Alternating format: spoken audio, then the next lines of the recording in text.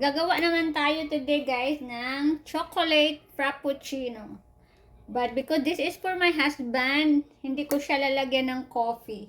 Kasi my husband doesn't drink coffee. Blender.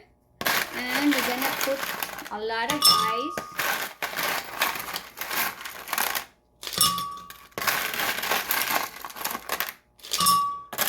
I don't know, mga maybe 1.5 cup of ice. Kayo na magtsansya. Tsantsahin nyo na lang kung gaano kadami yung, gaano kalaki yung glass na gagawin nyo. Ito, parang ito kasya to dun sa baso na gagamitin ko. Maglalagay tayo ng 2 tablespoon of chocolate powder. And I'm using this one, Swiss Miss hot cocoa powder. Yan. Then half a teaspoon of vanilla syrup. Kunti lang. Maglalagay din ako ng konting honey. Maybe a teaspoon.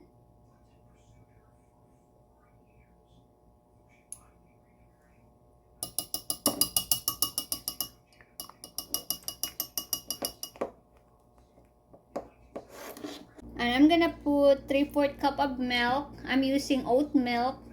But you can use kung ano yung prefer nyo na milk. Yan. And then, i-blend na natin siya sa blender. So, ito na siya. Then, we'll pour it in this glass. Oops, I might make a mess. O, diba? Kasya. So, ayan. Ang ating chocolate frappuccino. Hindi pa tapos, guys. We're gonna top it with whipped cream. Yung whipped cream ko malapit na maubos yata.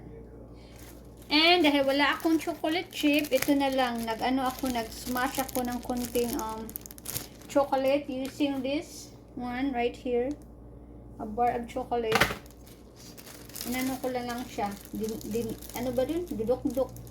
Para may konting ano siya, may konting topping. Yan. Chocolate frappuccino for my husband. Ayan na siya, guys. Like it? It's very good. Very good. Very good.